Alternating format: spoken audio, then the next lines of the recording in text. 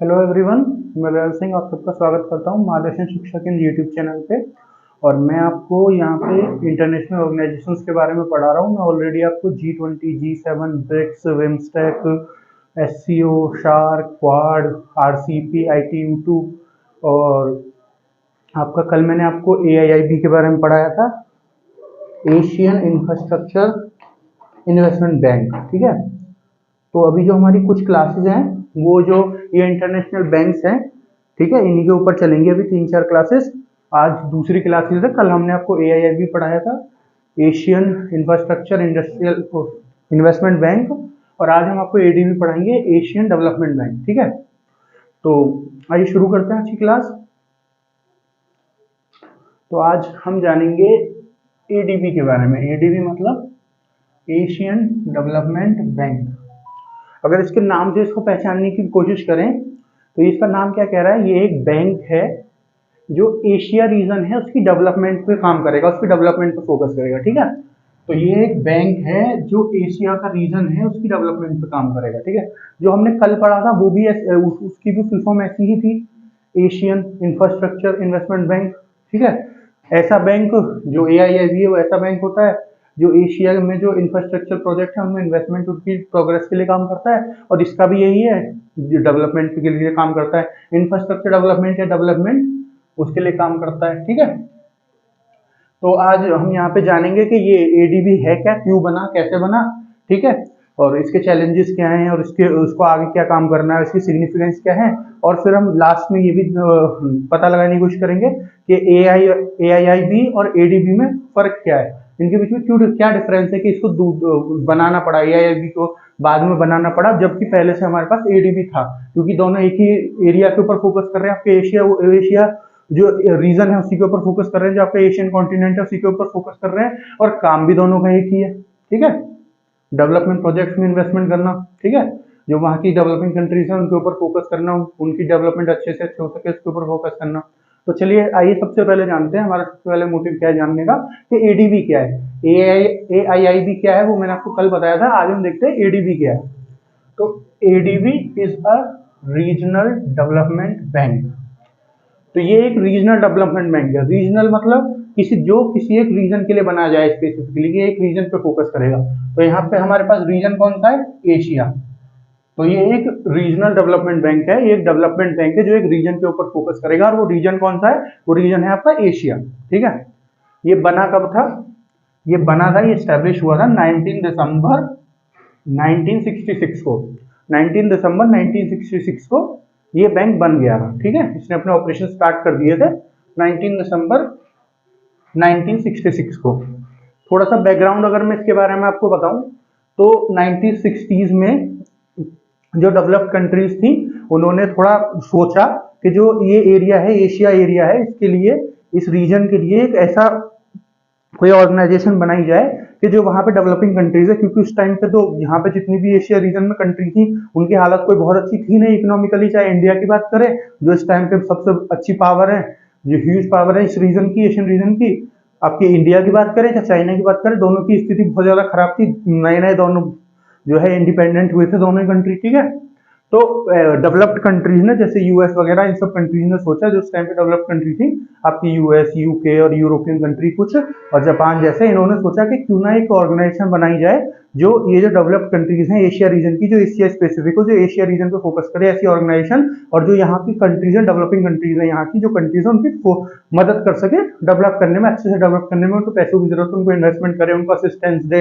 किसी चीज की उनको जानकारी चाहिए उसके बारे में बताए, उनकी हेल्प करे एक तरह से। ठीक है, तो ये सोच के 1960 की स्टार्टिंग में, जो 1960 की स्टार्टिंग थी, वहां पे ऐसा कंट्रीज ने, डेवलप्ड कंट्री ने सोचा। ठीक है, फिर उसके बाद एक मीटिंग हुई 1961 में एशियन इकोनॉमिक कॉर्पोरेशन की।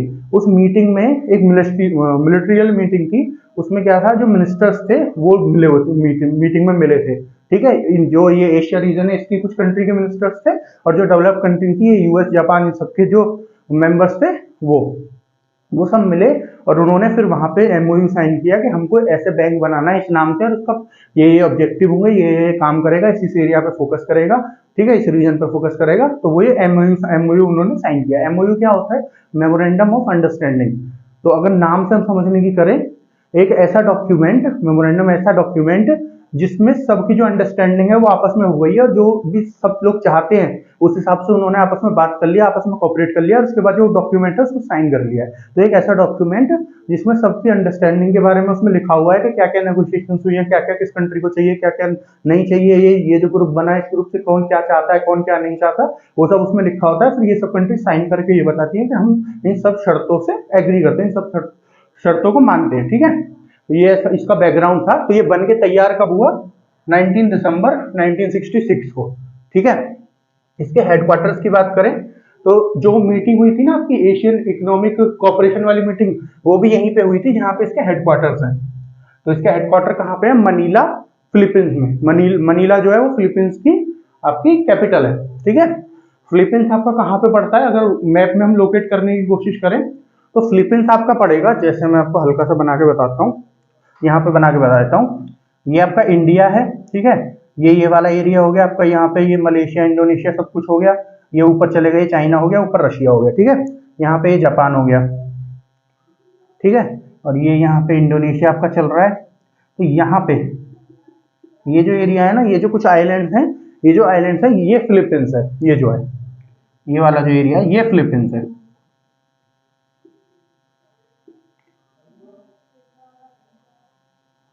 ये फिलीपींस है। ठीक है ना, तो ये किस रीजन में पड़ता है? इस रीजन को कहते हैं south east region, south east Asian region, क्योंकि ये एशिया कॉन्टिनेंट में आता है। ठीक है, और एशिया कॉन्टिनेंट में साउथ में ईस्ट वाली जगह पे, ठीक है ना, साउथ में ईस्ट में, साउथ के ईस्ट में आता है। ठीक है, तो अगर जैसे हम यहाँ पे डायरेक्शन ड्रॉ करें तो आपका ईस्ट, ये आपका नॉर्थ, ये आपका साउथ, ये आपका वेस्ट। ठीक है, तो ये फिलीपींस पड़ेगा आपका यहाँ पे। ठीक है ना, तो ये कौन सी डायरेक्शन हो गई? ये हो गई आपकी साउथ ईस्ट डायरेक्शन। ठीक है, तो ये साउथ ईस्ट एशिया डायरेक्शन में पड़ता है। ठीक है, जो साउथ ईस्ट एशिया वाला रीजन है एशिया का, ये वहां पे पड़ता है फिलीपींस आपका। तो इसकी कैपिटल, जो इसकी हेडक्वार्टर्स है, HQ मतलब यहाँ पे हेडक्वार्टर्स है, हेडक्वार्टर्स की शॉर्ट फॉर्म है HQ, हेडक्वार्टर्स के लिए लिखते हैं। तो इसकी हेडक्वार्टर है वो मनीला में है, जो फिलीपींस की कैपिटल है। ठीक है, नेक्स्ट पॉइंट अगर हम देखें, ये जो ऑर्गेनाइजेशन है इसके पास परमानेंट ऑब्जर्वर स्टेटस भी है यूएन का। यूएन मतलब यूनाइटेड नेशन। ठीक है, तो इसके पास परमानेंट ऑब्जर्वर स्टेटस है। इस ऑब्जर्वर स्टेटस का मतलब क्या होता है कि ये जो भी कोई मीटिंग होगी यूएन की, यूनाइटेड नेशन की, चाहे वो यूनाइटेड नेशन जनरल असेंबली में हो, यूनाइटेड नेशन सिक्योरिटी काउंसिल में हो, चाहे ह्यूमन राइट काउंसिल में हो जो यूनाइटेड नेशन की है, या और भी बहुत सारी बॉडी हैं यूनाइटेड नेशन की होती हैं। जब यूनाइटेड नेशन पढ़ाएंगे तो आपको बताएंगे कौन कौन सी बॉडी होती है यूनाइटेड नेशन की। तो अभी आने वाली वीडियो में तो जो यूनाइटेड नेशन की अलग अलग बॉडीज है ना, उन सब बॉडीज में ये जाके बैठ सकता है, उन सब मीटिंग्स को अटेंड कर सकता है एज अ ऑर्गेनाइजेशन। ठीक है, क्योंकि वहां का ऑब्जर्वर स्टेटस इंजॉय करता है, वहां पे जाके बैठ सकता है, देख सकता है कि क्या इनपुट्स उनसे ले सकता है, जो भी वहां मीटिंग चल रही है, जो भी कंट्रीज आ रही हैं, और उनको अपने क्या इनपुट्स दे सकता है अपने एशिया रीजन के लिए। ये एशिया वाला रीजन है जो इसका फोकस, जो जिस रीजन पे फोकस करता है उस रीजन के लिए क्या क्या फायदे उठा सकता है, क्या क्या उनको इनपुट दे सकता है, क्या क्या उनसे इनपुट्स ले सकता है। ठीक है, तो ये यूएन का ऑब्जर्वर स्टेटस जो है उसको इंजॉय करता है, इसके पास परमानेंट ऑब्जर्वर स्टेटस है यूएन का। ठीक है, अब हम देखते हैं इसके मेंबर्स कौन कौन है, इस पर कितने मेंबर्स हैं इस ऑर्गेनाइजेशन में। तो अगर हम मेंबर की बात करें तो प्रेजेंटली 68 मेंबर्स हैं इस कंट्री, इस ऑर्गेनाइजेशन में, इस बैंक में 68 मेंबर्स हैं, जिनमें से 49 मेंबर्स है ना वो खाली एशिया रीजन से बिलोंग करते हैं। जो एशिया रीजन है आपका, एशिया कॉन्टिनेंट है, ठीक है, उसी रीजन में 49 मेंबर्स है 68 में से। तो अब देख लो 60-70% से ऊपर मेंबर जो है वो एशिया रीजन के ही है, क्योंकि एशिया पे फोकस करता है ये, तो एशिया रीजन के ही मेंबर हैं इसमें ज्यादातर।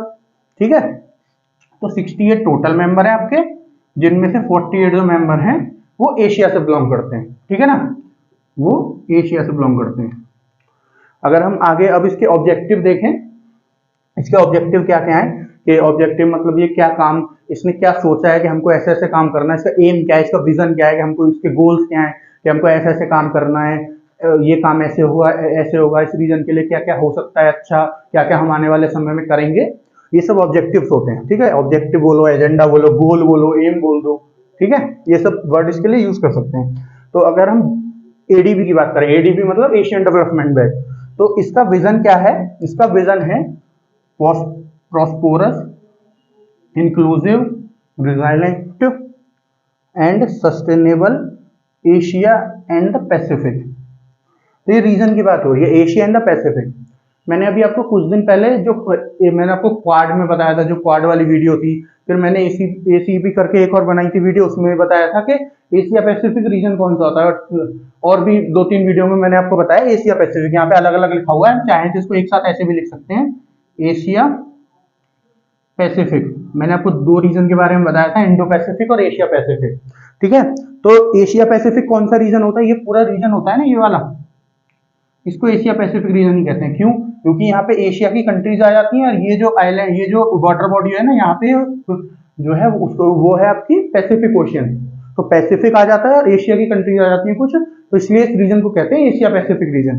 तो ये जो रीजन है ना एशिया पैसिफिक रीजन, इस रीजन में बहुत, इसका विजन है कि इस रीजन में, एशिया पैसिफिक वाले रीजन में प्रॉस्पेरस, मतलब बहुत अच्छे से प्रोग्रेस हो सके, बहुत अच्छी तरीके से, इंक्लूसिव, सबके लिए फायदेमंद, रिजाइलेंट, एक दूसरे को बिना किसी परेशानी के, और सस्टेनेबल, जो सब चाहते हैं उस हिसाब से हो, ना किसी को परेशानी हो, ना किसी की को दिक्कत हो, ठीक है। तो ये जो रीजन है, ये रीजन अच्छे से डेवलप कर पाए बिना किसी परेशानी के, एक बैलेंस्ड ग्रोथ दिखा सके ये रीजन, ये इसका एक विजन है, ठीक है। ये इसका एक ऑब्जेक्टिव है। सेकंड इसका ऑब्जेक्टिव क्या है? To eradicate extreme poverty in the region. जो ये रीजन है आपका एशिया पैसिफिक वाला रीजन, एशिया वाला जो रीजन है, यहाँ पे जो पॉवर्टी है ना, जो बहुत ज्यादा पॉवर्टी है, पॉवर्टी मतलब जो गरीब लोग होते हैं उनको पॉवर्टी बोलते हैं, गरीबी को पॉवर्टी बोलते हैं, ठीक है। जो एग्जैक्ट टर्म होगी पॉवर्टी की, वो गरीबी होगी। तो जो बहुत ज्यादा गरीबी है ना, उसको हटा सके, उसको बिल्कुल खत्म कर सके। इरेडिकेट का मतलब होता है, ये इरेडिकेट लिखा है, तो इरेडिकेट, इरेडिकेट का मतलब होता है बिल्कुल खत्म कर सके, ठीक है। ये इसका दूसरा ऑब्जेक्टिव है। तीसरा ऑब्जेक्टिव की बात करें, to provide loans, technical assistance, grants, to promote social economic development and environmentally sustainable growth. तो ये जो पूरा पॉइंट है, क्या कहना चाह रहा है कि ये जो रीजन है, ये जो रीजन है, इस रीजन की कंट्रीज को लोन प्रोवाइड करके, टेक्निकल असिस्टेंस प्रोवाइड करके, ग्रांट प्रोवाइड करके, ये प्रमोट कर सके सोशल और इकोनॉमिक जो डेवलपमेंट है इस रीजन की, उसको, और इन्वायरमेंटली सस्टेनेबल ग्रोथ को, कि जो इन्वायरमेंट को भी दिक्कत ना दे, ऐसी ग्रोथ को, ऐसी सस्टेनेबल ग्रोथ को ये प्रमोट कर सके, ज्यादा से ज्यादा फोकस कर सके उस पर, इन्वेस्टमेंट, मतलब इन्वेस्टमेंट करके जो उनके प्रोजेक्ट है उनमें उनको लोन दे सके, उनको कोई टेक्निकल असिस्टेंस चाहिए, कोई काम उनको नहीं समझ आ रहा तो उसके बारे में उसको असिस्टेंस देके, ग्रांट देके उसको। तो ये पॉइंट कहना चाह रहा है। अब मैं आपको बताता हूँ, यहाँ लोन लिखा हुआ है, 2 वर्ड है ये, लोन और ये लिखा हुआ है ग्रांट। इन दोनों वर्ड्स के पीछे फर्क क्या होता है? देखिए, लोन तो सभी जानते होंगे, लोन क्या होता है, जैसे हम बैंक से लोन लेते हैं, तो लोन का मतलब होता है ऐसा अमाउंट जो हमको एक उस पे दिया जाता है, इंटरेस्ट पे दिया जाता है। कोई ऑर्गेनाइजेशन जैसे हमको बैंक देता है, बैंक की बात करें, यहाँ बैंक की बात हो रही है, तो जैसे बैंक से हमने लोन लिया, तो लोन हमको एक जो भी इंटरेस्ट रेट चल रहा होता है, उस इंटरेस्ट रेट पे, बाकी हमारे क्रेडिट स्कोर के हिसाब से मिलता है हमको इंटरेस्ट रेट पे, वो पूरा अलग हुआ है क्रेडिट स्कोर वाला। तो एक इंटरेस्ट रेट पे हमको बैंक ने दिया हमको लोन, और हमको उसके हिसाब से फिर वो वापस करना है, जितने भी साल का, जैसे भी जितने सालों में वापस करना है, ऐसे जो भी आपका वो हो जाएगा, जो भी जिस हिसाब से आपकी नेगोशिएशन होंगी, जिस हिसाब से आपने वो साइन किए होंगे पेपर। अगर हम ग्रांट की बात करें, ग्रांट ऐसा पैसा होता है कि किसी ने हमको दे दिया, किसी ऑर्गेनाइजेशन ने, और उसके बाद हमको वापस नहीं करना है, ठीक है, उस पैसे को ग्रांट कहते हैं, ठीक है। अगर हम मान लीजिए हमको किसी ने पैसा दे दिया और हमको वापस ना करना पड़े, तो वो ग्रांट होता है। और अगर हमको किसी ने पैसा दिया और हमको वापस करना विद इंटरेस्ट, जो भी इंटरेस्ट की बात हुई है हमारे बीच में, तो उसको लोन कहते हैं, ठीक है। तो आशा आपको दोनों चीज समझ में आ गई होंगी। तो ये जो ऑर्गेनाइजेशन है, ये जो बैंक है, ये प्रोवाइड कर सके लोन, ऐसा पैसा जिसमें इंटरेस्ट के साथ वो पैसा वापस भी आए इसको, टेक्निकल असिस्टेंस, कोई असिस्टेंट चाहिए, कोई हेल्प चाहिए टेक्निकली उसकी, कोई ग्रांट किसी कंट्री को, ऐसा पैसा जो वापस ना आए, ठीक है, लेकिन वो प्रोवाइड जब ही करेगा जब उसको बहुत ज्यादा अच्छा प्रोजेक्ट लगेगा, उसकी समझ में आएगा, ठीक है, जो इस रीजन के लिए अच्छा हो। और प्रमोट करना मतलब ये सब प्रोवाइड करके लोन, टेक्निकल असिस्टेंट और ग्रांट को प्रोवाइड करेगा, जिससे क्या होगा, जो सोशल और इकोनॉमिक डेवलपमेंट है वो होगा ज्यादा से ज्यादा, और जो इन्वायरमेंट के लिए सेफ हो, ऐसा ग्रोथ हो, ऐसा सस्टेनेबल ग्रोथ हो, ठीक है। सोशल इकोनॉमिक डेवलपमेंट मतलब लोगों की एक दूसरे से बहुत अच्छी मतलब जैसे मान लीजिए एक एरिया है वो डेवलप्ड हो गया, ठीक है, जैसे एक हम मान लें कोई गांव है उसमें बहुत ज्यादा डेवलपमेंट आ गई, सड़क बन गई, रोड बन गई, तो उस गांव की अलग ही पहचान दिखती है, फिर अलग ही उसमें और ज्यादा लोग वहां पे आते हैं, और ज्यादा लोग वहां से बाहर जाते हैं, उस गांव की मतलब काया पलट हो जाती है एकदम। तो इसी को कहते हैं सोशल डेवलपमेंट, ये हो गई। और इकोनॉमिक डेवलपमेंट पैसे के उस पर, ठीक है ना, पैसे वाली जो डेवलपमेंट होती है उसको कहते हैं। और इन्वायरमेंटली सस्टेनेबल ग्रोथ मतलब ऐसी ग्रोथ जो इन्वायरमेंट को खराब ना करे, है ना, इन्वायरमेंट को उससे कोई डैमेज ना हो, इन्वायरमेंट फ्रेंडली हो, ठीक है, ऐसी ग्रोथ को। फिर नेक्स्ट इसका आपका ऑब्जेक्टिव है to promote regional integration assistance on food security, food production या फूड सिक्योरिटी। तो ये क्या कहना चाह रहा है, प्रमोट करना रीजनल इंटीग्रेशन को। इंटीग्रेशन का मतलब मैंने आपको कई सारी वीडियो में पहले भी बताया, इंटीग्रेशन का मतलब भाईचारा, एक साथ लाना, ब्रदरहुड, ठीक है। तो इंटीग्रेशन का मतलब सबको एक साथ लाना। तो जो ये रीजन है, ये इसकी जो कंट्रीज हैं, उन कंट्रीज की इंटीग्रेशन को बढ़ाना, ठीक है, उनकी इंटीग्रेशन को प्रमोट करना कि वो ज्यादा अच्छे से रहें, जितने अच्छे से रहेंगे उतनी प्रॉब्लम कम होंगी, जितना पीस होगा रीजन में उतना ही डेवलपमेंट अच्छा होगा, उतने ही आपस के रिलेशन अच्छे होंगे, उतने ही ट्रेड अच्छा होगा उनके बीच में, ठीक है। तो प्रमोट करना रीजनल इंटीग्रेशन को, आपस में भाईचारे को, और असिस्टेंस प्रोवाइड करना for food security, food production. जो रीजन में कोई फूड से रिलेटेड प्रॉब्लम है, जैसे बहुत सारी तो देशों में खाने के लिए 2 टाइम का खाना भी नहीं होता लोगों के पास, तो ये सब जो प्रॉब्लम है खाने से रिलेटेड, या कहीं पे खाना तो है पर वो न्यूट्रिशियस फूड नहीं है, तो ऐसा फूड प्रोवाइड करना, तो जो खाने से रिलेटेड समस्या है उनके ऊपर भी काम करना। तो ये इसका एक और ऑब्जेक्टिव है। तो इसके 4 ऑब्जेक्टिव मैंने आपको बताया। 4 ऑब्जेक्टिव इसके क्या क्या है। ADV invasion a prosperous, inclusive, resilient and sustainable Asia and Pacific, ठीक है। जो ये एशिया पैसिफिक, तो ये क्या कह रहा है, एशिया पैसिफिक, जो एडीबी का विजन है वो है कि जो एशिया पैसिफिक रीजन है ना आपका, वो रीजन बहुत अच्छे तरीके से सबको एक बैलेंस ग्रोथ दिखा सके। बेसिकली इस पूरे पॉइंट का मतलब है एशिया पैसिफिक का जो रीजन है वो एक बैलेंस ग्रोथ दिखा सके, एक सस्टेनेबल ग्रोथ दिखा सके। सेकंड पॉइंट की बात करें, to eradicate extreme poverty in the region, जो पॉवर्टी है, जो गरीबी है, उसको बिल्कुल जड़ से खत्म कर देना। इरेडिकेट का मतलब बिल्कुल जड़ से खत्म कर देना। Next point, to provide loans, technical assistance, grants to promote social economic development and environmentally sustainable growth। तो जो ये आपका रीजन है, वहां पे जो कंट्रीज हैं उनको लोन्स, ग्रांट्स और जो असिस्टेंस, किसी भी टेक्निकल असिस्टेंस किसी भी कंट्री को चाहिए, ये सब प्रोवाइड करके और जो वहां पे ग्रोथ है, जो चाहे वो सोशल ग्रोथ हो या इकोनॉमिक ग्रोथ हो, उसको प्रमोट करना, उसको ज्यादा से ज्यादा बढ़ाना, और एनवायरमेंटली फ्रेंडली ग्रोथ हो, एनवायरमेंट फ्रेंडली ग्रोथ हो, जो एनवायरमेंट को खराब ना करे, ऐसी ग्रोथ। मैंने आपको इसमें 2 पॉइंट, ये 2 वर्ड का मतलब समझाया था, लोन और ग्रांट का। लोन मतलब ऐसा पैसा जो हम किसी से लेते हैं जिसका हमें विद इंटरेस्ट वापस करना पड़े। ग्रांट ऐसा एक बार ले लिया तो फिर हमको वापस नहीं करना है, ठीक है। तो ये इसके कुछ ऑब्जेक्टिव्स हैं। अब हम शेयर होल्डिंग की बात कर लेते हैं कि इसके 68 मेंबर हैं, तो कौन कौन से मेंबर्स की शेयरिंग, मतलब कितनी कितनी शेयर होल्डिंग एंजॉय करते हैं, किस किसके पास की कितनी शेयर होल्डिंग है, ठीक है। तो अगर हम बात करें, सबसे पहले ज्यादा शेयर होल्डिंग किसके पास है, यूएस के पास 15.6%, और इतनी ही शेयर होल्डिंग है इसकी जापान के पास, वो भी 15.6%। तो अगर हम इनको ऐड करें तो 30%, 30-31% के लगभग तो इन्हीं 2 कंट्रीज के पास इसकी शेयर होल्डिंग है, यूएस और जापान के पास। फिर तीसरे नंबर पे आ जाता है चाइना, 6.4%। तो अगर हम यहां से यहां पे जाएं, चाइना पे जो थर्ड जो लार्जेस्ट जिसके पास शेयर होल्डिंग है, तो 15.6%, 6.4%, देखिए कितनी गिरावट आ गई है इसमें, ठीक है। तो जो चाइना है वो थर्ड लार्जेस्ट इसकी शेयर होल्डिंग एंजॉय करता है, जो है 6.4%। फिर आता है हमारा इंडिया 6.3% इसकी शेयर होल्डिंग जो है एंजॉय करता है। फिर है ऑस्ट्रेलिया 5.8% इसकी शेयर होल्डिंग एंजॉय करता है। तो अगर हम देखें तो ये टॉप 5 जो शेयर होल्डर्स हैं वो हैं, टॉप पे सबसे ऊपर है आपके यूएस और जापान जो 15.6% करते हैं, अगर ऐड करते हैं तो 31% के आसपास बनता है। फिर थर्ड नंबर पे है चाइना जो 6.4 करता है, फिर इंडिया जो 6.3 करता है, ऑस्ट्रेलिया जो है 5.8 करता है। देखिए ये भी एक विचित्र बात है कि ये जो ऑर्गेनाइजेशन ये बनी एशिया रीजन के लिए है, एशिया जो रीजन है उस पर फोकस करने के लिए, पर जो इसके शेयर होल्डर है वो सबसे बड़ा यूएस है, जिसका इस रीजन से मतलब भी नहीं है कोई, समझ रहे हो आप। फिर उसके बाद आगे देखते हैं, आगे है वोटिंग राइट्स। वोटिंग राइट्स की बात करें कि इसमें वोटिंग राइट्स कैसे कैसे होते हैं, क्योंकि देखिए वोटिंग का क्या मतलब है।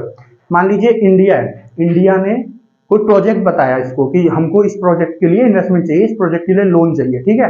तो जो सारी कंट्रीज हैं वो सब बैठेंगी, जितने भी इसके मेंबर है 68 के 68, जो इसके 68 मेंबर है सब कंट्रीज एक साथ बैठेंगी। इसकी जब मीटिंग होगी एडीबी की, वहां पे बैठ के ये लोग डिस्कस करेंगे कि प्रोजेक्ट इंडिया ने दिया है और ये इंडिया फिर बताएगा ये इसके फायदे हैं, ये कुछ नुकसान हो सकते हैं हमारे लिए, इसलिए बनाना इसको जरूरी है, इसकी सिग्निफिकेंस क्या है और इसके लिए हमको क्या क्या फायदे होंगे, ये सब इंडिया के बारे में बताएगा, प्रोजेक्ट के बारे में। फिर ये कंट्रीज वोटिंग के द्वारा जितने भी इसके मेंबर है डिसाइड करेंगे कि इंडिया को ग्रांट देनी है कि नहीं देनी, पैसे देने हैं कि नहीं देने, लोन देना है कि नहीं देना, ग्रांट नहीं लोन, ठीक है। तो ये वोटिंग की इंपॉर्टेंस है कि वोटिंग यहाँ पे किस लिए होती है, ठीक है। तो अगर हम वोटिंग राइट्स की बात करें, ये डिस्ट्रीब्यूटेड है in a proportion to members capital subscription. Capital का मतलब पैसों की बात हो रही है यहाँ पे, ठीक है। तो यहाँ पे क्या कहना चाह रहा है कि यहाँ पे वोटिंग राइट जो है, अगर हम कल की बात करें AIIB की जो हमने बात की थी, उसमें वोटिंग राइट्स का क्या था, उसमें था कि जो 75% वोटिंग राइट्स हैं वो जो एशियन कंट्रीज है उन्हीं के ऊपर डिपेंड करते थे, ठीक है। लेकिन यहाँ मतलब उस पर ज्यादा फोकस एशियन कंट्रीज पे था।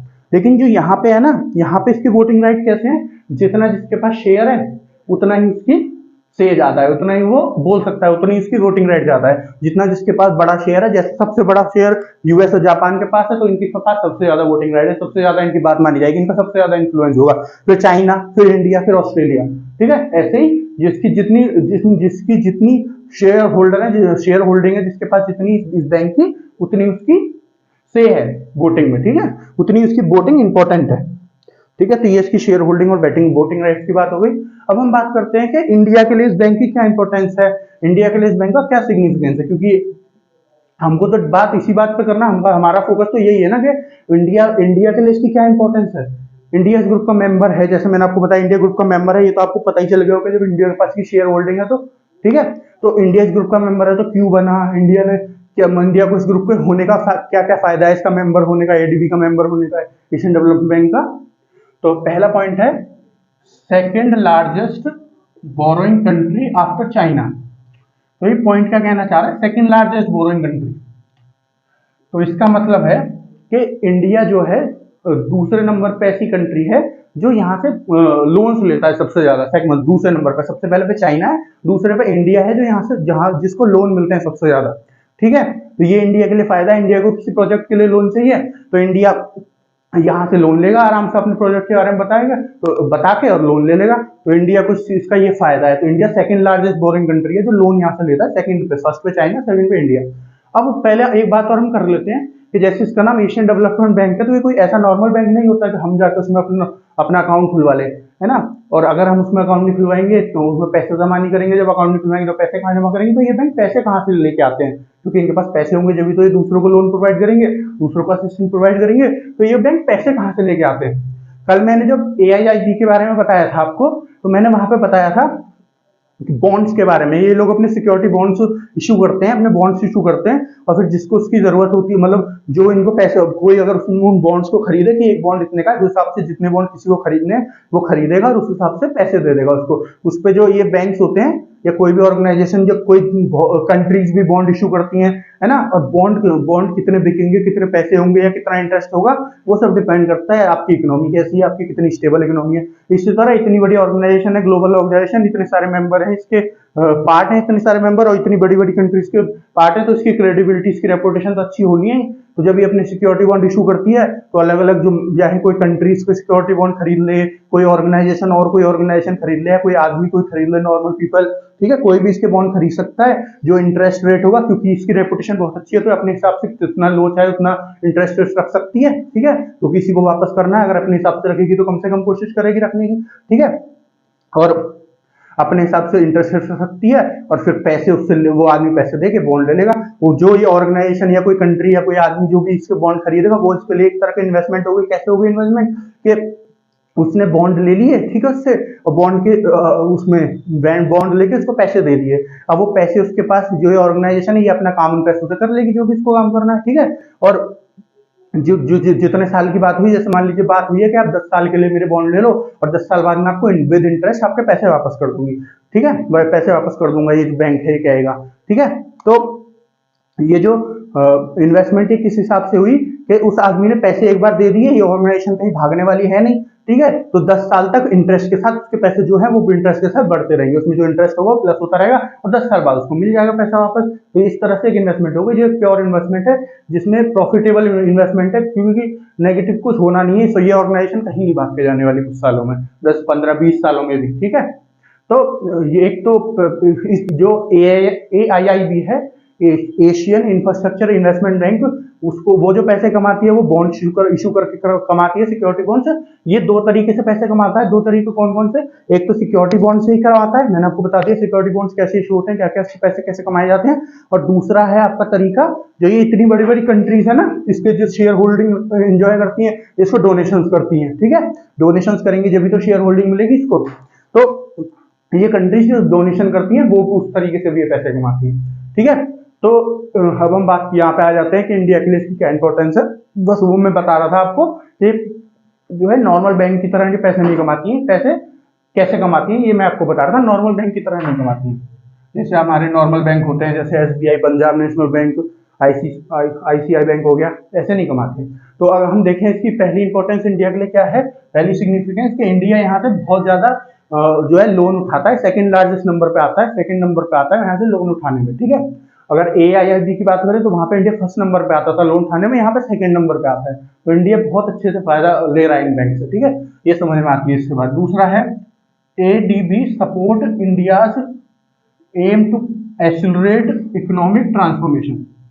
जो ADB बैंक है, एशियन डेवलपमेंट बैंक जो है, वो इंडिया के जितने भी इनिशिएटिव चल रहे हैं उनको बहुत ज्यादा प्रमोट करता है, जो इंडिया के मतलब उनको सपोर्ट करता है, उनको प्रमोट करता है, जो इंडिया के एम्स हैं, जैसे क्या है, बहुत इकोनॉमिक डेवलपमेंट जल्दी से जल्दी हो, इंफ्रास्ट्रक्चर डेवलपमेंट जल्दी से जल्दी हो, इकोनॉमिक ट्रांसफॉर्मेशन जल्दी से जल्दी हो, जो ये इंडिया के गोल्स हैं, जो एम्स हैं इंडिया के, उनको ये सपोर्ट करता है बैंक, इंडिया को सपोर्ट करता है। इसीलिए इंडिया सेकंड लार्जेस्ट यहाँ से लोन उठाता है, क्योंकि इंडिया ने कोई बताया प्रोजेक्ट, उसको सही लगा बैंक को, सबने वोटिंग की, फिर इंडिया के सपोर्ट में उसका डिसीजन आ गया जो वोटिंग है, और इंडिया को लोन मिल गया उसके हिसाब से, ठीक है। तो इंडिया की जो ये है उसको ये सपोर्ट करते हैं, जब भी तो इंडिया को लोन मिल पाता है, ठीक है।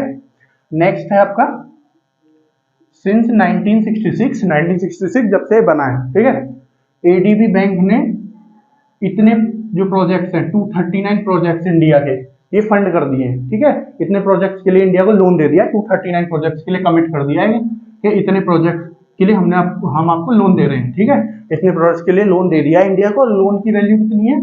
$42.26 बिलियन, ठीक है। ये US डॉलर की बात हो रही है यहाँ पे, ये डॉलर का साइन जो है US डॉलर के लिए, ठीक है। तो $42.26 बिलियन, ठीक है। इतना बड़ा अमाउंट 239 प्रोजेक्ट्स में इंडिया को अब तक इसने दे दिया है 1966 से, ठीक है, जब से बना है। अब हम कुछ प्रोजेक्ट्स की बात कर लेते हैं जिसके लिए हाल ही में पिछले कुछ दिनों में इंडिया को उसने पैसे दिए हैं, जिन प्रोजेक्ट्स के लिए। तो पहले प्रोजेक्ट की बात करें तो $96.3 मिलियन, $96.3 मिलियन का लोन दिया था इन दोनों के बीच में, ADB और इंडिया के बीच में एग्रीमेंट साइन हुआ था कि ADB इंडिया को इतना लोन देगा। किस लिए देगा? क्या प्रोजेक्ट था? प्रोजेक्ट था इंडिया का जो HP, हिमाचल प्रदेश, इंडिया की स्टेट हिमाचल प्रदेश है, इंडिया के नॉर्थ में आती है, जम्मू कश्मीर के नीचे, आप सबको पता होगा, तो आप सबने देखा होगा, मैप देखा होगा जब भी। तो जो हिमाचल प्रदेश है, यहाँ पे अभी इलेक्शन भी हुए थे, कांग्रेस यहाँ पे जीत गई थी।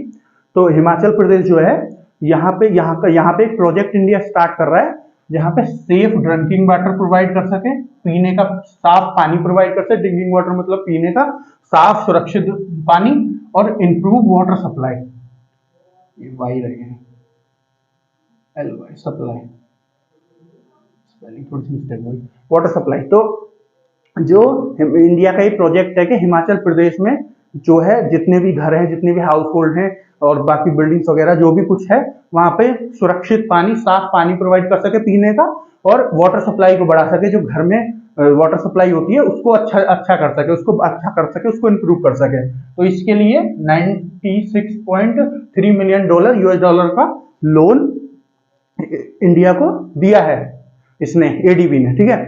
दूसरे प्रोजेक्ट की बात करें, $4.5 million loan to support urban mobility in Mizoram, ठीक है। जो मिजोरम आपकी स्टेट है इंडिया की, नॉर्थ ईस्ट में पड़ती है, नॉर्थ ईस्ट स्टेट जो है इंडिया की, ठीक है।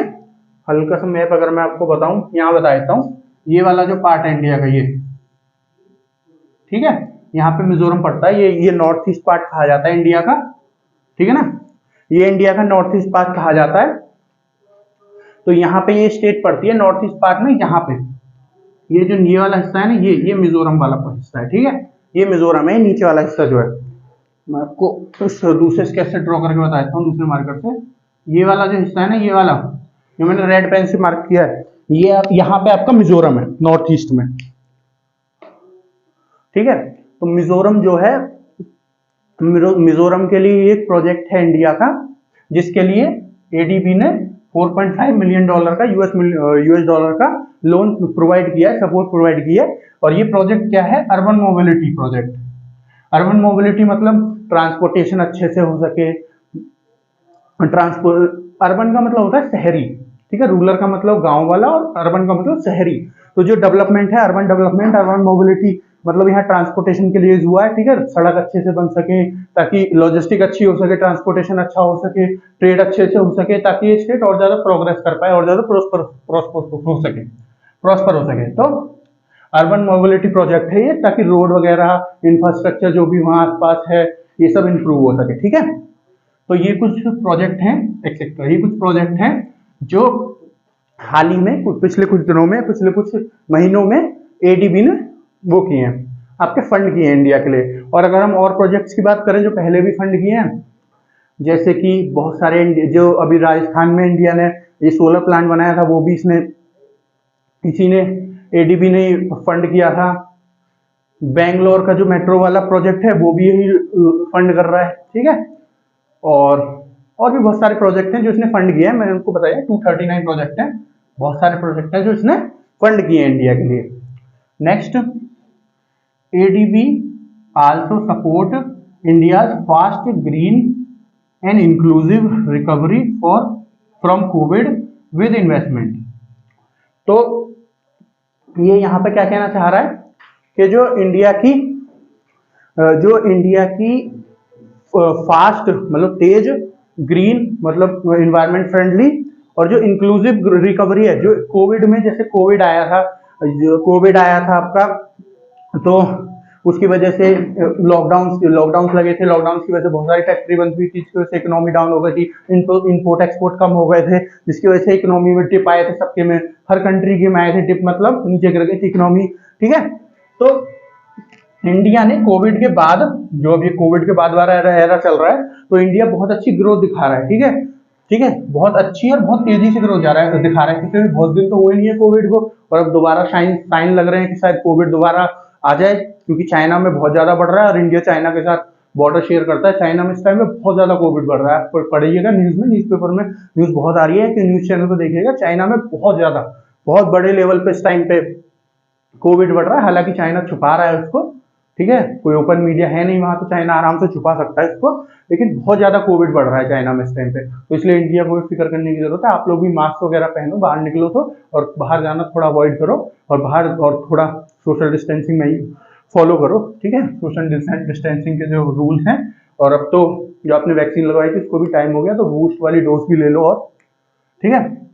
तो अब हम बात करते हैं, ये जो पॉइंट है आपका, जो एडीबी है, वो इंडिया का जो कोविड-19 के बाद जो रिकवरी है ना, वो जो है उसको बहुत सपोर्ट कर रहा है, ठीक है, उसके लिए लोन प्रोवाइड कर रहा है, उसको उसके जो रिकवरी है, अब रिकवरी में क्या क्या आएगा, जो प्रोजेक्ट्स थे जिन पे काम नहीं हो पा रहा था, वो और ज्यादा तेजी से काम होंगे, हेल्थ सेक्टर पे बहुत अच्छे से काम हो सकता है और ज्यादा, या और कोई जो हमारे फ्लॉ निकले होंगे, जो कमी निकली होंगी कोविड टाइम पे, जो कोविड टाइम था, बहुत सारी जब वो आती है, परेशानी आती है, तो हमको जब भी बहुत सारी हमारी प्रॉब्लम्स की पता चलती है, ठीक है, तो जो प्रॉब्लम्स उस टाइम पे पता चलेगी, इंडिया उनके ऊपर काम कर रहा होगा, ठीक है, तो उनके ऊपर इंडिया बहुत अच्छे से और बहुत इन्वायरमेंट फ्रेंडली, बहुत तेजी से, बहुत फास्ट तरीके से और अच्छे से काम कर रहा है, ठीक है। और तो इसीलिए एडीबी इन सब कामों को इंडिया के को सपोर्ट कर रहा है, जितने भी इनिशिएटिव्स हैं, विद इन्वेस्टमेंट देके, इन्वेस्टमेंट मतलब लोन देके, इन्वेस्टमेंट करके वहां पे।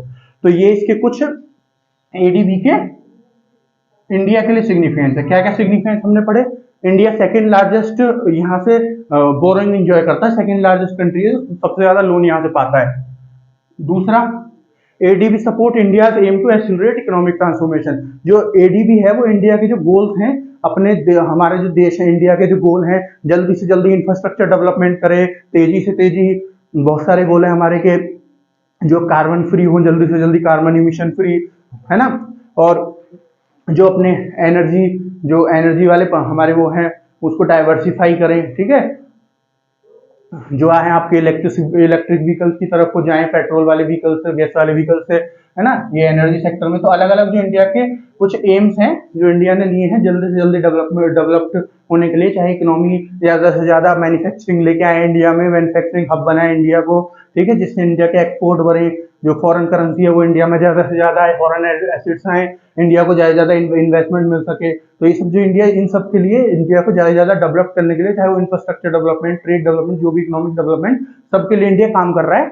वो जो एम है जो इंडिया का इन सबके लिए काम करने का, उसको ये बहुत ज्यादा सपोर्ट करता है। सपोर्ट कैसे करता है? इंडिया को पैसे देके, लोन देके, इंडिया को इन्वेस्टमेंट प्रोवाइड करके, और इंडिया को कुछ चीज में हेल्प चाहिए तो उसके लिए वो करके उसमें वो प्रोवाइड करके इंडिया को। ये आप समझ ही पा रहे होंगे आपके फर्स्ट वाले पॉइंट से, क्योंकि हमको कैसे पता चलेगा सपोर्ट करता है इंडिया के इन सबको, क्योंकि इंडिया सेकंड लार्जेस्ट यहाँ से मनी लेता है, दूसरा नंबर पे आता है यहाँ से मनी लेने में चाइना के बाद, ठीक है। तीसरा है 1966 से इंडिया के एडीबी ने 239 प्रोजेक्ट्स को जो है फंड कर दिया है, ठीक है। और अमाउंट कितना है? $42.26 बिलियन का, यूएस डॉलर, ठीक है। कुछ प्रोजेक्ट्स भी मैंने बताए थे इसमें। पहला प्रोजेक्ट मैंने बताया था हिमाचल प्रदेश में सेफ वाटर और जो वाटर सप्लाई है उसको इंप्रूव कर सके और लोगों को साफ पानी मिल सके, सुरक्षित पानी मिल सके।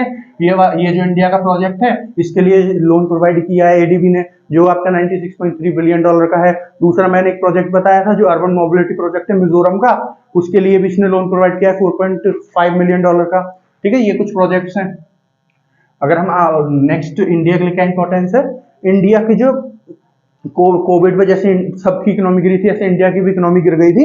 तो इंडिया की जो इकोनॉमी, उसके बाद इंडिया बहुत तेजी से काम कर रहा है उसको अच्छा करने के लिए, उसको मजबूत करने के लिए, अपनी ग्रोथ बढ़ाने के लिए, उसको भी ये सपोर्ट करता है बहुत अच्छे से एडीबी। तो ये इंडिया के लिए इसकी कुछ सिग्निफिकेंस, ठीक है। अब हम इसकी नॉर्मल सिग्निफिकेंस, बाकी कंट्रीज सबके लिए इसकी क्या सिग्निफिकेंस है, ये सबके लिए क्या काम कर रहा है उसके बारे में बात कर लेते हैं। पहला है आपका provide support to developing countries of the region.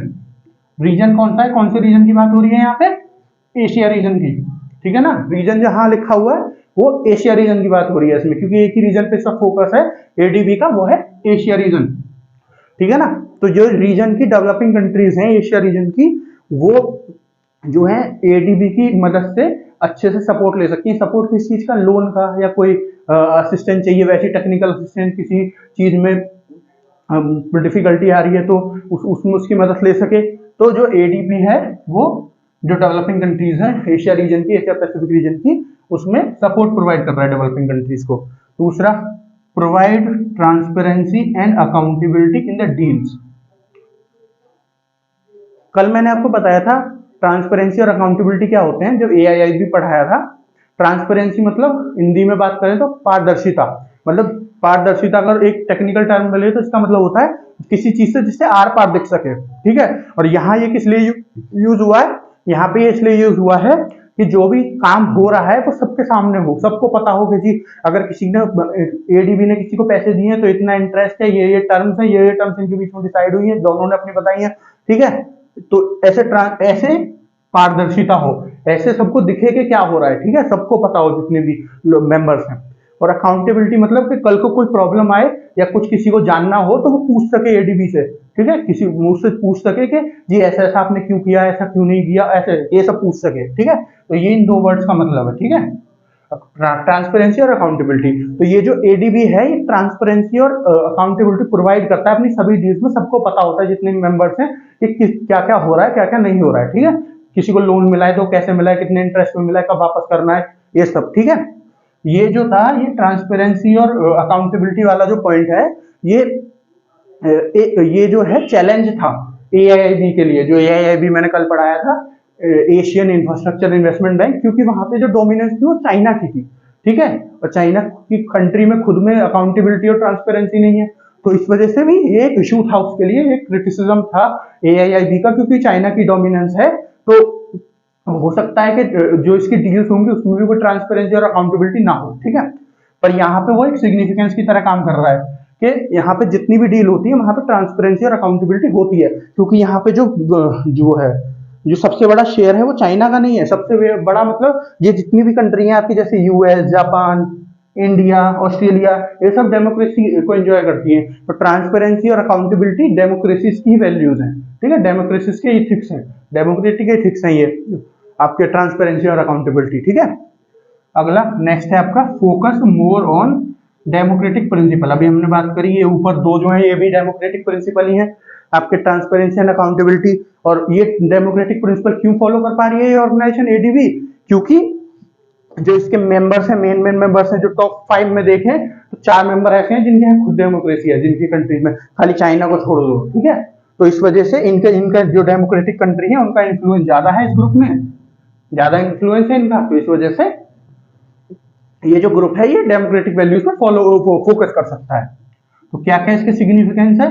जो डेवलपिंग कंट्रीज हैं उनको, रीजन की जो डेवलपिंग कंट्रीज हैं उनको सपोर्ट ज्यादा से ज्यादा प्रोवाइड करता है। दूसरा, ट्रांसपेरेंसी और अकाउंटेबिलिटी प्रोवाइड करता है अपनी सभी डील्स में। तीसरा, डेमोक्रेटिक प्रिंसिपल्स पर फोकस करता है। अब हम क्रिटिसिज्म्स की बात करें, इसकी क्या क्रिटिसिज्म है?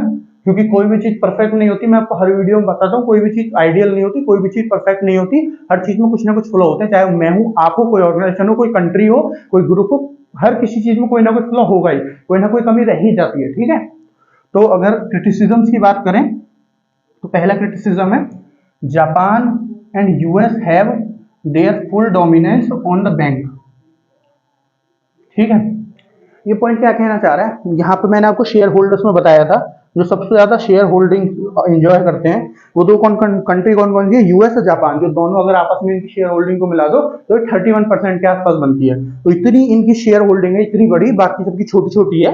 तो ये दोनों एक साथ मिलके जो अपनी डोमिनेंस है इस ग्रुप पे, जो इनका इन्फ्लुएंस है इस ग्रुप पे वो बहुत ज्यादा है, और बैंक में बहुत ज्यादा है। तो अगर किसी कंट्री को लोन चाहिए, ठीक है, अगर मैंने आपको नीचे बताया था वोटिंग राइट का मतलब है जिसके पास ज्यादा शेयर हो, जो ज्यादा डोनेशन करता हो, इन कंट्रीज के पास ज्यादा शेयर है तो ज्यादा डोनेशन भी करते हैं, तो जो है इनका वोटिंग राइट भी ज्यादा है, इनकी सुनी भी ज्यादा जाती है, इनका इन्फ्लुएंस भी ज्यादा है। तो अगर किसी कंट्री को लोन चाहिए यहाँ से, तो उनका इन दोनों कंट्री से अच्छे रिलेशन होने चाहिए। हमारे तो जापान के साथ तो बहुत ही अच्छे रिलेशन है, यूएस के साथ भी ठीक ठाक रिलेशन, तो हमको इतनी परेशानी नहीं आती है। बट फिर भी जो आपका डोमिनेंस है इस रीजन में, जापान और यूएस का वो बहुत ज्यादा है, ठीक है। इस रीजन में नहीं, इस बैंक में, इस बैंक की बात मैं कर रहा हूँ, इस बैंक में डोमिनेंस बहुत ज्यादा है। ये इसका क्रिटिसिज्म है कि सबको बराबर वो नहीं है, यूएस और जापान से रिश्ते अच्छे रखने पड़ेंगे, उनसे बातचीत करके रखनी पड़ेगी, और आपको इसका फायदा उठाना बैंक का। दूसरा, supporting projects which cause environmental and social damage. ये पॉइंट क्या कह रहा है? कई बार ये जो एडीबी है ये ऐसे प्रोजेक्ट को भी सपोर्ट कर देता है जो इन्वायरमेंट फ्रेंडली ना हो, सोशल फ्रेंडली ना हो, जो सोशल है, जो सोशल कल्चर है वहां का उसको डैमेज करे, जो आसपास के लोग हैं उनको डैमेज करे, जो प्रोजेक्ट बन रहा है वहां के आसपास के लोगों को या वहां के इन्वायरमेंट को डैमेज करे। कई टाइम ऐसे प्रोजेक्ट को फोकस कर देता है। अगर हम यहाँ देखें इसके ऑब्जेक्टिव्स में क्या था कि सोशल और जो इन्वायरमेंटल डेवलपमेंट है ये उस पर ज्यादा फोकस करेगा, सस्टेनेबल डेवलपमेंट, तो उनके अच्छे से डेवलप हो, इन्वायरमेंट को भी कोई दिक्कत ना हो, जो लोग जो सोशल वहां का कल्चर है उस पर भी कोई आंच ना आए। लेकिन ये कई टाइम पे प्रोजेक्ट क्या कर ये एडीबी क्या कर देता है, ऐसे प्रोजेक्ट को इन्वेस्ट वो कर देता है, आपका सपोर्ट कर देता है जो सोशली भी डैमेज कर रहे हो रीजन को और इन्वायरमेंटली भी डैमेज कर रहे हो, ठीक है। तो अगर इसका एग्जांपल देखें, ऐसा कौन सा प्रोजेक्ट है जो लेटेस्ट उसने आपका वो किया है, जिसमें इन्वेस्ट किया है, लेटेस्ट जो सबसे अभी जल्दी में जिसमें इन्वेस्ट किया है, जिसको सपोर्ट किया है, जिसके लिए लोन दिया है, वो है मालमोहो कोल फायर्ड पावर स्टेशन, ठीक है। ये जो प्रोजेक्ट है थाईलैंड का प्रोजेक्ट है, ठीक है। थाईलैंड को इस प्रोजेक्ट के थ्रू लोन मिला है इस प्रोजेक्ट को बनाने के लिए। तो ये जो प्रोजेक्ट है, ये प्रोजेक्ट क्या है, क्या करना है इस प्रोजेक्ट में? एक जो पावर स्टेशन है वो स्टैब्लिश करना है, वो बनाना है, ठीक है। पावर स्टेशन जहां पे कोल के द्वारा बिजली बनाई जाएगी, ठीक है। कोल मतलब कोयले के द्वारा, जो कोयले के द्वारा कोयले को जला के बिजली बनाई जाएगी। अब यहाँ पे इन्वायरमेंटली क्या दिक्कत आती है? जो कोल वाले पावर प्लांट होते हैं, जो कोल वाले पावर स्टेशन होते हैं, वहां पे क्या दिक्कत आती है कि कोल जो है बहुत ज्यादा धुआं जो है वो रिलीज करता है, तो इन्वायरमेंट को दिक्कत, इन्वायरमेंट को उससे परेशानी है, ठीक है। क्योंकि धुआं होगा, आसपास का जो एनवायरनमेंट है वो तबाह होना शुरू हो जाता है बहुत ज्यादा। फिर गैसेज जब वो चलता है, बहुत सारी गैसेज रिलीज होती हैं जो बहुत ज्यादा अफेक्ट कर सकती हैं रीजन को, बहुत ज्यादा जो इन्वायरमेंट है उसको। और सोशली डैमेज की बात करें, जब इन्वायरमेंट खराब होगा लोगों को जब भी प्रॉब्लम होगी, और जो गैसेज निकल रही हैं उससे लोगों को प्रॉब्लम होगी, धुआं निकल रहा है उससे लोगों को प्रॉब्लम होगी। तो ये इकोनॉमिकली सॉरी इन्वायरमेंटली और सोशली ये प्रोजेक्ट उस रीजन को डैमेज कर रहा है, तो लोगों को फिर वहां से जाना पड़ेगा, लोग वहां से जाएंगे, उनकी सोशल लाइफ डिस्टर्ब होगी वहां पे। तो इस तरह से ये इन्वायरमेंट को, सोशल लाइफ को, लोगों की को जो है डैमेज करता है। लोग वहां से डिसलोकेट होंगे तो उस रीजन के लिए भी ठीक नहीं है, क्योंकि जहां पे लोग रहेंगे वही रीजन डेवलप हो पाता है ठीक से। ठीक है, तो ये इसका एक क्रिटिसिज्म और है। ठीक है, कई टाइम पे लालची होके ये इस प्रोजेक्ट से बहुत ज्यादा हमको रिटर्न्स मिल जाएंगे, उस प्रोजेक्ट को ये वो कर देता है, क्या कहते हैं उसको, इन्वेस्ट कर देता है। ठीक है, और फिर ये इन्वायरमेंट और उसको कुछ प्रोजेक्ट वो भी कर देते हैं, डिस्टर्ब सोशल लाइफ को वहां की लोगों की को। थर्ड है not follow it's objectives properly. अभी मैंने आपको बताया इसके ऊपर वाले पॉइंट में ही, सोशल और इन्वायरमेंट जो लाइफ है लोगों की, जो इन्वायरमेंट है वो भी डैमेज हो रहा है, सोशल लाइफ जो लोगों की वो भी डैमेज हो रही है। और इसका ऑब्जेक्टिव क्या कर रहा है, इन्वायरमेंट जो है वो भी सेफ रहे, सस्टेनेबल ग्रोथ हो उसमें भी, और जो सोशल लाइफ है लोगों की, जो सोशल कल्चर है वहां का वो भी अच्छे से डेवलप हो। लेकिन ऊपर वाले पॉइंट में चला है ये, कुछ टाइम पता चला है हमको कि कुछ टाइम पे ऐसे प्रोजेक्ट को भी वो कर देता है, फंड कर देता है आपका, जहां पे सोशल लाइफ भी डैमेज हो रही है और इन्वायरमेंट भी डैमेज हो रहा हो। और अगर हम बात करें जैसे एक इसका ऑब्जेक्टिव ये फूड प्रोडक्शन वाला है, फूड सिक्योरिटी वाला है। ठीक है, ये फूड सिक्योरिटी जो भी लोगों को खाने के रिलेटेड किसी भी देश में प्रॉब्लम है, उसको इसका ऑब्जेक्टिव ये कह रहा है कि ये उसको भी काउंटर करेगा, उसको भी कम से कम करने की कोशिश करेगा। लेकिन इसको कितने साल हो गए बने हुए, 1966 में बना था, कितने साल हो गए इसको बने हुए। ठीक है, लेकिन अभी तक भी बहुत सारे जो इस रीजन की कंट्रीज हैं, एशिया रीजन के, जैसे पाकिस्तान, बांग्लादेश, श्रीलंका और भी छोटे छोटे देश हैं, और इंडिया में भी ऐसे बहुत सारे लोग हैं जिनको खाना नहीं मिल पाता, 2 समय का न्यूट्रिशियस फूड नहीं मिल पाता, खाने की परेशानी है, ये इसको भी कम नहीं कर पा रहा, इसको भी खत्म नहीं कर पा रहा। तो ये अपने ऑब्जेक्टिव जो है इसके, उन पर ठीक से ध्यान नहीं दे रहा है। ठीक है, ठीक है ना, ये इसका एक और क्रिटिसिज्म है। नेक्स्ट क्रिटिसिज्म है इसका, not have proper focus on developing countries of the region. जो रीजन की डेवलपिंग कंट्रीज है उन पर ध्यान से फोकस नहीं कर रहा है, ये करता है बहुत बार। ठीक है, ये पॉइंट ये कह रहा है। तो जैसे मैंने आपको बताया, जो इसका ऑब्जेक्टिव है वो जो एशिया रीजन की डेवलपिंग कंट्रीज है उनको उन पे फोकस करके उनके लिए काम करना, उनको अच्छे उनकी डेवलपमेंट हो सके, अच्छा उनका ग्रोथ हो सके, उनको इन्वेस्टमेंट प्रोवाइड करना, उनको टेक्निकल असिस्टेंस प्रोवाइड करना, उनको लोन प्रोवाइड करना, ये इसका काम है, ये इसका ऑब्जेक्टिव है। ठीक है, यहाँ पे हमने बात की थी, ये उसका ऑब्जेक्टिव है। ये वाला पॉइंट सब में लिखा हुआ है, सब इसका ऑब्जेक्टिव है ना। लेकिन ये कई टाइम पे क्या करता है, किसी डेवलपिंग कंट्री ने मान लीजिए लोन मांगा, उसका प्रोजेक्ट बहुत अच्छा है, उसको फायदा होगा उस कंट्री को उस प्रोजेक्ट से, लेकिन यहाँ पे इन्फ्लुएंस किसका है, यूएस जापान का। यूएस जापान से लेकिन उस कंट्री के अच्छे रिलेशन है नहीं। मान लीजिए वो कंट्री आई किसी प्रोजेक्ट को लेकर, हमको इसके लिए लोन दे दो, ये प्रोजेक्ट हमको ऐसे ऐसे फायदा देगा, प्रोजेक्ट भी सच में भी बहुत अच्छा है प्रोजेक्ट, लेकिन वो वोटिंग में पास नहीं हो पाएगा वो प्रोजेक्ट। क्यों नहीं हो पाएगा वो, क्योंकि जो है उसके यूएस से शायद रिलेशन अच्छे ना हो, जापान से अच्छे ना हो। ठीक है, तो इससे क्या पता चलता है, डेवलपिंग कंट्रीज पे ज्यादा फोकस नहीं कर पा रहा है ना, कई टाइम पे नहीं कर पाता। जो इसके इन्फ्लुएंशियल कंट्री है वो इनकी इन्फ्लुएंस में आके अच्छे प्रोजेक्ट भी दब जाते हैं कई बार डेवलपिंग कंट्रीज के, जो उनको बहुत ज्यादा फायदा दे सकते हैं। ठीक है, तो ये इसके कुछ क्रिटिसिज्म है। क्या क्या क्रिटिसिज्म है, हमने इसकी क्या क्या क्रिटिसिज्म के बारे में बात करी। पहला, जापान और जो यूएस है उसका डोमिनेंस है बहुत ज्यादा, उसका बहुत ज्यादा इन्फ्लुएंस इस रीजन में, इतने बड़े बड़े शेयर होल्डर हैं ये, तो इसलिए इनका इन्फ्लुएंस बहुत ज्यादा है, इनकी वोटिंग राइट भी बहुत ज्यादा है। ठीक है, दूसरा, supporting projects which cause environment and social damage. कई बार ऐसे प्रोजेक्ट को सपोर्ट कर देता है जो एनवायरमेंट को भी डैमेज कर रहे हैं और लोगों की सोशल लाइफ की, उस रीजन में जहां प्रोजेक्ट बन रहा है वहां पे लोगों की सोशल लाइफ को भी डैमेज कर रहा हूं। मैंने प्रोजेक्ट का एग्जांपल बताया, थाईलैंड का एक कोल फायर्ड पावर प्लांट है। ठीक है, तो ये वाला प्रोजेक्ट उसने फंड किया था। ठीक है, नेक्स्ट मैंने आपको बताया, not follow it's objective properly. अपने जो ऑब्जेक्टिव हैं, जो इसने अपने ऑब्जेक्टिव बताए उनको कई बार प्रॉपर्ली फॉलो नहीं करता। इससे ऊपर वाले पॉइंट में मैंने समझाया था, एक इसका ऑब्जेक्टिव ये भी है कि जो सोशल कल्चर लाइफ है लोगों की और जो इन्वायरमेंट है उसकी ग्रोथ अच्छे से हो सके। लेकिन ऊपर वाले पॉइंट में हमने बढ़ा कई बार ऐसे प्रोजेक्ट को भी कर देता है जो उसको डैमेज करते हैं। दूसरा इसमें मैंने बताया था कौन सा ऑब्जेक्टिव फॉलो नहीं हो पाता, जैसे ये जो रीजन है एशिया में, इसमें बहुत सारी कंट्री ऐसी है जहाँ पे लोगों को ठीक से खाना नहीं मिल पा रहा, लेकिन इसका एक प्रोजेक्ट ऑब्जेक्टिव ये भी है कि ये सबको खाना, फूड सिक्योरिटी प्रोवाइड करे, सबको फूड प्रोडक्शन अच्छे से करवाए, सबकी हेल्प करे। लेकिन इतने साल इसको बने हो गए, लेकिन अब भी बहुत सारी लोग ऐसे हैं जिनको खाना ठीक से नहीं मिल पा रहा। और नेक्स्ट, ये डेवलपिंग कंट्रीज पर कई बार ठीक से फोकस नहीं करता। क्यों नहीं करता? कि कंट्री आई, लेकिन अगर उसके जो इन्फ्लुएंशियल कंट्री है इसमें, जैसे यूएस और जापान, उनसे अच्छे रिलेशन नहीं, तो उसको उस प्रोजेक्ट के लिए पैसे नहीं मिल पाएंगे। तो ये इसके कुछ क्रिटिसिज्म है। नेक्स्ट हम देखें वे फॉरवर्ड। वे फॉरवर्ड क्या है? मतलब वे फॉरवर्ड का मतलब है इसको ये क्या कर सकता है अपने क्रिटिसिज्म को खत्म करने के लिए, अपने ऑब्जेक्ट को ठीक से फॉलो करने के लिए, अपने जो ये ग्रुप है, जो ये बैंक है, इसमें और ज्यादा अच्छे से ग्रोथ, लोगों की मदद कर पाए, जो रीजन है उस रीजन पे ज्यादा फोकस कर पाए, ठीक है, उन कंट्रीज की मदद कर पाए। तो ये वे फॉरवर्ड में मैं आपको बताऊंगा, ठीक है। तो वे फॉरवर्ड पहला क्या है? ऐड मोर मेंबर्स, जो मेंबर्स और ज्यादा मेंबर्स में ऐड करने हैं रीजन के, ठीक है। अभी मैंने आपको बताया 68 मेंबर्स हैं इसमें, ठीक है, 49 जिसमें से एशिया में आते हैं। वहीं अगर हम जो AIIB की कल बात की तो इसमें 105 मेंबर है, वो 2016 में बना है, ये 1966 में बना है। कितना फर्क है इसके मेंबर्स में, ठीक है। तो इस ग्रुप को भी ज्यादा से ज्यादा मेंबर्स को ऐड करना पड़ेगा, रीजनल मेंबर्स को भी, जो एशिया के रीजन है उनको भी और ज्यादा ऐड करना पड़ेगा, और बाहर के जो है, जहां बाहर की जो और कॉन्टिनेंट्स की डेवलपिंग कंट्रीज है उनको भी ऐड करना पड़ेगा, ताकि वो भी इसका फायदा उठा पाए, ठीक है। Next point, increase cooperation between members.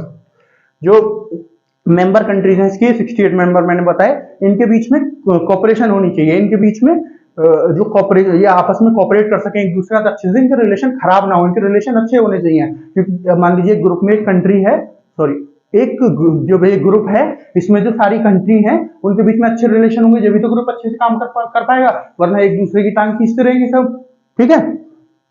तो जो इनके मेंबर्स हैं उनके बीच में कॉपरेशन अच्छी होनी चाहिए। जैसे मान लीजिए यूएस जापान के चाइना के साथ रिलेशन अच्छा नहीं है, चाइना कुछ अच्छा करना चाह रहा है, ये इसकी टांग खींच लेंगे यूएस जापान कुछ अच्छा करना चाह रहे हैं, चाइना उसकी टांग खींच लेगा, चाइना कुछ ना कुछ प्रॉब्लम उसमें वो करेगा, दिखाएगा, ठीक है। तो इसलिए इनको बात करके आपस में बैठ के बात करनी चाहिए, और अपने जो रिलेशन है उनको अच्छा करना चाहिए, आपस में कॉपरेट करके काम करना चाहिए इस ग्रुप की, इस बैंक की ग्रोथ के लिए, ठीक है। Next point, follow it's objective properly. मैंने अभी आपको बताया अपने ऑब्जेक्टिव को कई बार प्रॉपर्ली फॉलो नहीं कर पाता, यहाँ पे मैंने आपको सारा बताया कि कैसे नहीं कर पाता। तो अपने ऑब्जेक्टिव को इसको फॉलो करने चाहिए हमने ऑब्जेक्टिव अच्छे से, क्योंकि ऑब्जेक्टिव बनाए हैं, जब उनको अच्छे से फॉलो करेगा, जो इसका एम है उसको पाने के लिए अच्छे से फॉलो करेगा, जब भी तो ग्रोथ कर पाएगा, जब भी तो प्रॉस्पर हो पाएगा, जब भी तो अच्छे से आगे बढ़ पाएगा। Next point, have to focus more on developing countries. ये पॉइंट मैंने आपको लास्ट बताया था, डेवलपिंग कंट्रीज पर ठीक से फोकस नहीं कर पाता। इन्फ्लुएंस कंट्री है उनकी ज्यादा चलती है यहाँ पे, जो इन्फ्लुएंस कंट्री है, अगर उसके रिलेशन अच्छे नहीं है किसी डेवलपिंग कंट्री से, तो उसको लोन नहीं मिल पाएगा, वो अपना काम नहीं करा पाएगा। तो इसको ज्यादा से ज्यादा फोकस करना चाहिए जो डेवलपिंग कंट्रीज रीजन की, उन पे, ना कि किसी के जो 1-to-1 रिलेशन है उसके ऊपर इसको काम करना चाहिए, ठीक है। जैसे यूएस के साथ किसी के रिलेशन अच्छे नहीं है, तो उस हिसाब से उस कंट्री को वो नहीं मिला, फंडिंग नहीं मिली, चाहे उसका प्रोजेक्ट कितना भी अच्छा हो। तो जो 1-to-1 रिलेशन है, जो उनके आपस की रिलेशन है, उनकी वजह से जो इसकी वर्किंग है एडीबी की, वो अफेक्ट नहीं होनी चाहिए, ठीक है। तो ये इसके कुछ ऑब्जेक्टिव्स हैं। क्या क्या ऑब्जेक्टिव्स हैं इसके? मेंबर ज्यादा से ज्यादा ऐड करो, कॉपरेशन बढ़ाओ अपने मेंबर्स के बीच में, जो अपने ऑब्जेक्टिव है उनको ठीक से प्रॉपर्ली फॉलो करो, और जो डेवलपिंग कंट्रीज हैं उन पे फोकस ज्यादा करो, उनके लिए ग्रोथ के लिए आप बने हो, उनकी ग्रोथ के लिए ही आपको बनाया गया है, तो उन पे फोकस करो। किसी की जो नॉर्मल अपनी रिलेशन खराब है, जो कॉन्फ्लिक्ट है, किसी की पर्सनल कॉन्फ्लिक्ट है, उनके एजेंडा के बीच में मत आओ, ठीक है, उनके एजेंडा को बीच में मत आना दो उनको, कॉन्फ्लिक्ट की को। तो ये सारा कुछ है एडीबी के बारे में, एक बार पूरा बोर्ड देख लीजिए।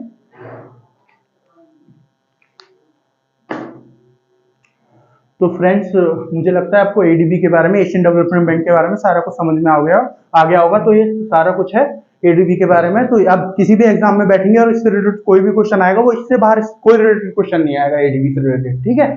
तो अगर आप यूपीएससी का भी पेपर दे रहे हैं, तो एडीबी में आज तक मेंस में कोई क्वेश्चन नहीं पूछा गया है, प्री में पूछा गया है, ठीक है। तो प्री में ही ज्यादातर क्वेश्चन पूछे जाते हैं। कुछ क्वेश्चन जैसे एक बार पूछा गया था कि इसके हेडक्वार्टर्स कहाँ है, एक बार ये भी पूछा गया था, एक बार इसके ऑब्जेक्टिव में से एक क्वेश्चन पूछ लिया था, ऑप्शन में 3 दे दिए थे ऑब्जेक्टिव, और पूछा था कि 4 ऑब्जेक्टिव दे दिए थे ऑप्शन में, और पूछा था कि कौन सा ऑब्जेक्टिव है जो रियल में एडीबी के ही है, ठीक है, वो वाले जो सेंटेंस वाले होते हैं कि ए बी सही है, बी सी सही है, सी डी सही है, ऐसे करके जो पूछते हैं, ठीक है, या बोथ सही ऐसे जो पूछते हैं। एक क्वेश्चन ऐसे दे दिया था, 1-2 और क्वेश्चन आए हैं उसके, ठीक है, मतलब एडीबी का जिक्र होता रहता है इसके प्रीलिम्स के एग्जाम में। मान लीजिए आपका वर्ल्ड बैंक से रिलेटेड कोई क्वेश्चन आया तो ऑप्शन में शायद आपको एडीबी देखने को मिल जाए, अगर आपको ऑप्शन में एडीबी के बारे में पता है तो आप वर्ल्ड बैंक वाला क्वेश्चन भी अटेंड कर पाओगे ठीक से, ठीक है ना। तो ये जो है यूपीएससी में भी बना रहता है ये भी टॉपिक न्यूज में, इसलिए यूपीएससी के लिए भी ये इंपॉर्टेंट है, और मेंस में भी हो सकता है इससे क्वेश्चन आ जाए, अभी तक नहीं आया लेकिन अब आ जाए नेक्स्ट ईयर, क्या पता चलता है। तो आपको इससे बाहर कोई इसमें से क्वेश्चन नहीं आएगा, ठीक है। तो ये यूपीएससी के लिए भी, और जो बाकी वनडे एग्जाम होते हैं आपके, चाहे एसएससी का कोई एग्जाम हो, चाहे यूपी पुलिस के कांस्टेबल का, यूपी पुलिस का कोई एग्जाम हो, दिल्ली पुलिस का, किसी और स्टेट पुलिस का एग्जाम हो, उसके लिए भी इंपॉर्टेंट है। तो फ्रेंड्स, आशा है आपको समझ में आया होगा। अब हम कुछ दिन जो बैंक्स हैं उन्हीं के बारे में सारी वीडियो लाएंगे। कल हम एआईआईबी के बारे में लाए थे, एशियन इंफ्रास्ट्रक्चर इन्वेस्टमेंट बैंक, और आज एडीबी के बारे में लाए एशियन डेवलपमेंट बैंक, और कल हम अफ्रीकन डेवलपमेंट बैंक के बारे में लेके आएंगे, ठीक है वीडियो। तो आज के लिए इतना ही। हमारे चैनल को सब्सक्राइब करिए, हमारी वीडियोस को देखिए और अपने फ्रेंड्स को बताइए इसके बारे में ज्यादा से ज्यादा। तो आज के लिए इतना ही, और हमारी वीडियो को शेयर भी करिए ज्यादा से ज्यादा। धन्यवाद।